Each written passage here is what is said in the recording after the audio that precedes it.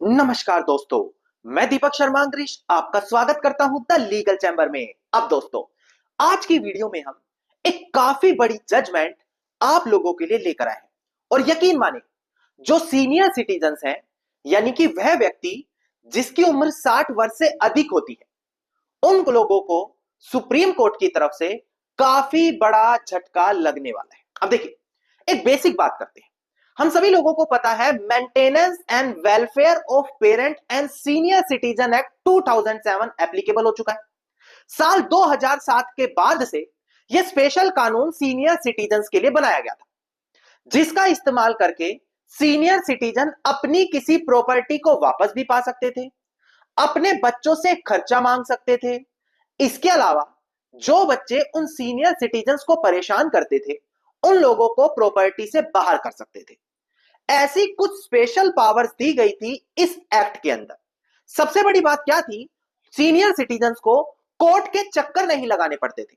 Special एक tribunal बनाई गई थी जहां पर वो सीनियर सिटीजन्स की सुनवाई करती है, ताकि जल्द से जल्द उनकी सुनवाई होके उनके पक्ष में फैसला दिया जा सके। नौ, सुप्रीम कोर्ट ने जो सीनियर सिटीजन्स इस कानून का गलत इस्तेमाल कर रहे थे, इस कानून को अपने फेवर में बेवजह इस्तेमाल कर रहे थे, उस पर भारी बड़ा फैसला दिया है, जहां पर सुप्रीम कोर्ट ने काफी बड़ा झटका सीनियर सिटीजन्स को दिया है, जो मैं आज की वीडियो में आपको क्लियर करके देने वाला हूं। अब दोस्तों, अगर आप लोगों को हमारी ये वीडियोस अच्छी लगती हैं, अगर आप लोगों को हमारी तरफ से किए गए एफर्ट्स अच्छे लगते हैं, तो मेरा आप लोगों से अनुरोध है, इस वीडियो को आप लाइक जरूर करें, ज्यादा से ज्यादा शेयर जरूर करें और अपना वैल्यूएबल कमेंट सेक्शन में जरूर लिखें। तो चलिए दोस्तों, अब आज की इस वीडियो को हम ज्यादा लंबा ना करते हुए आज की इस वीडियो को स्टार्ट करते हैं।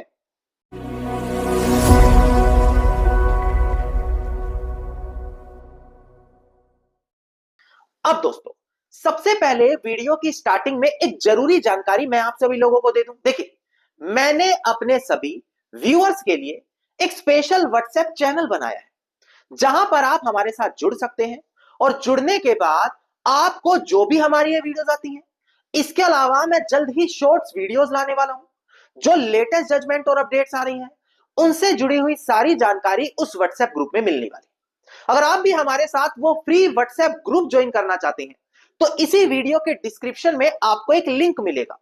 मात्र उस लिंक पर आपको क्लिक करना है और जाकर आप हमारे साथ व्हाट्सएप चैनल पर जुड़ जाएंगे। नाउ, अब हम बढ़ते हैं अपनी आज की वीडियो की ओर। देखिए, यह बात कई सदियों से देखते हुए मिल रही है कि एक बच्चे जब अपनी मां बाप की सेवा करने का समय आता है, तो तरह तरह के बहाने लगाते हैं, पर ना उनकी सेवा करते और उनके साथ उल्टा हरासमेंट की जाती है। तो इन सभी चीजों को देखते हुए साल 2007 में एक कानून लागू किया गया, जिसका नाम था welfare and maintenance of parent and senior citizen act. Now, इस कानून में कई ऐसी स्पेशल चीजें हैं जो सीनियर सिटीजन्स को काफी ज्यादा राहत देती है। सबसे बड़ी राहत जो मुझे लगती है वो ये है कि उनको सालों साल कोर्ट के चक्कर नहीं लगाने पड़ते अपने फेवर में ऑर्डर लेने के लिए। एसडीएम या डीएम जो इस ट्रिब्यूनल को हेड करते हैं, वहां पर ये सीनियर सिटीजन जाकर अपनी कंप्लेंट रेज करते हैं, जैसे कि मेरे पास अपनी देखभाल करने का पैसा नहीं है, मुझे मेरे बच्चों से मेंटेनेंस दिलाया जाए। जैसे कि मेरे बच्चों ने मुझसे मेरी प्रॉपर्टी भी ले ली और अब मेरी देखभाल करने से मना कर रहे हैं, तो जो मैंने प्रॉपर्टी उनको दी है वो मुझे वापस दी जाए। जैसे कि मेरे बच्चे मुझे घर में परेशान करते हैं, आप उनको बाहर करने के लिए एक आदेश ऑर्डर पास कर दें। इस प्रकार की कुछ स्पेशल राहत होती है जो सीनियर सिटीजन एक्ट एक सीनियर सिटीजन को दे रहा है। नाउ, अब कई बार देखने को मिलता था कि जैसे ही थोड़ी बहुत भी अनबन हुई, सीनियर सिटीजन जाकर सीधा एसडीएम में कंप्लेंट देते थे। और दो बेसिक चीज हर जगह देखने को मिलती थी।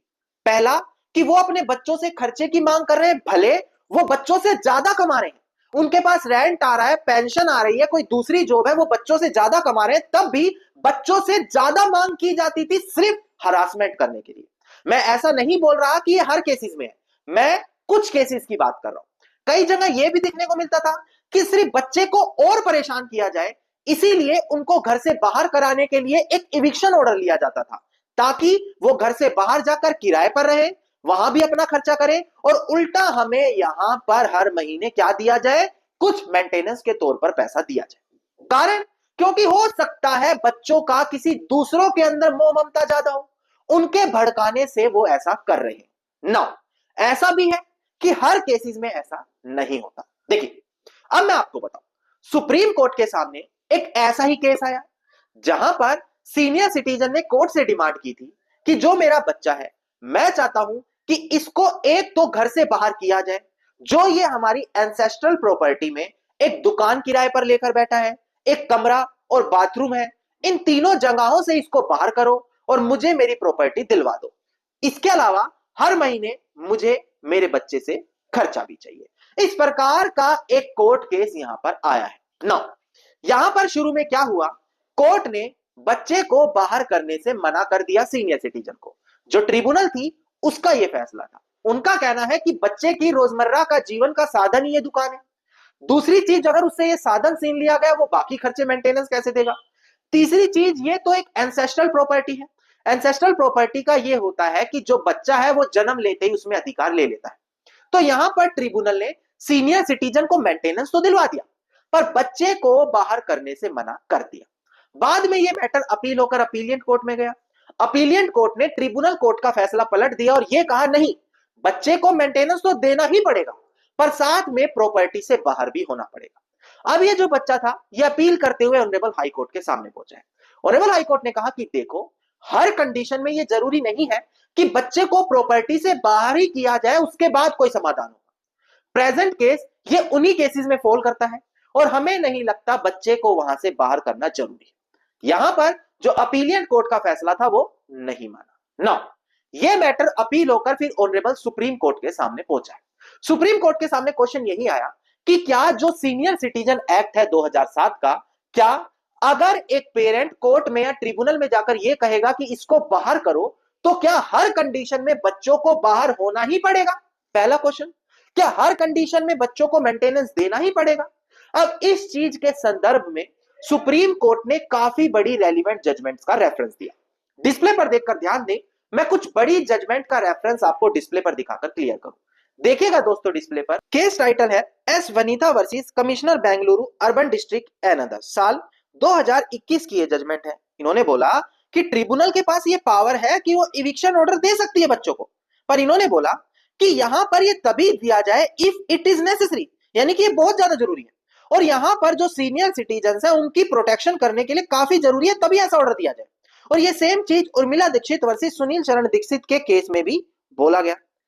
इसके अलावा इसी केस में जो मैंने रेफरेंस दिया उर्मिला दीक्षित का, इसमें यह भी बोला कि देखो, सीनियर सिटीजन एक्ट की जब भी कोई प्रोसीडिंग होती है तो यहां पर यह हमें पता है कि ट्रिब्यूनल्स को पावर है, वो इविक्शन ऑर्डर दे सकती है, पर ध्यान दें कि यहां पर यह तभी करा जाए तब यह बहुत ज्यादा नेसेसरी हो और सीनियर सिटीजन की प्रोटेक्शन के लिए अनिवार्य हो। अगर ऐसा लगता है तभी ट्रिब्यूनल ऐसे कोई इविक्शन ऑर्डर पास करे, पर अगर ऐसा कोई भी सिचुएशन नहीं लग रही तो ऐसे बेवजह के इविक्शन ऑर्डर देने से ट्रिब्यूनल जरूर बचे। यह चीज सुप्रीम कोर्ट ने अपनी बिल्कुल लेटेस्ट जजमेंट में क्लियर करी, जहां पर इन दोनों जजमेंट का रेफरेंस दिया गया। अब जो हमारी बिल्कुल लेटेस्ट जजमेंट है, इसका केस टाइटल भी मैं डिस्प्ले पर दिखाकर क्लियर करूं। देखिएगा दोस्तों, डिस्प्ले पर केस टाइटल है समतोला देवी, जो यहां पर अपीलियंट है, versus state of Uttar Pradesh and others, जो हमारे यहां पर रिस्पोंडेंट है।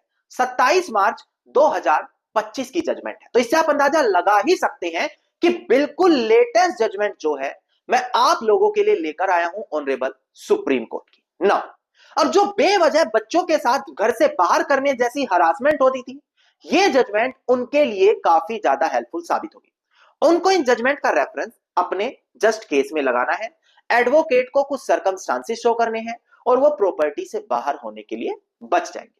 अगर आप इस जजमेंट की कॉपी पाना चाहते हैं तो इसी वीडियो के डिस्क्रिप्शन में एक नंबर आपको दिखेगा, उस नंबर पर आप कॉल करके इस जजमेंट की कॉपी भी हमसे ले सकते हैं। धन्यवाद दोस्तों, उम्मीद करता हूं वीडियो में मिली जानकारी आप लोगों के लिए बेहद ज्यादा लाभदायक साबित होगी। अगर वीडियो में मिली जानकारी आप लोगों को अच्छी लगी तो बिल्कुल छोटा सा अनुरोध करता हूं, वीडियो को तुरंत लाइक, शेयर और कमेंट जरूर करें। वीडियो से जुड़ा कोई क्वेश्चन है तो कमेंट सेक्शन आप लोगों के लिए खुला है, आप मुझे कमेंट कर सकते हैं। और अगर आप इसी प्रकार की हर लेटेस्ट जजमेंट से खुद को अपडेट रखना चाहते हैं तो लीगल चैंबर को जरूर सब्सक्राइब करें और नोटिफिकेशन बेल आइकन जरूर दबा दें।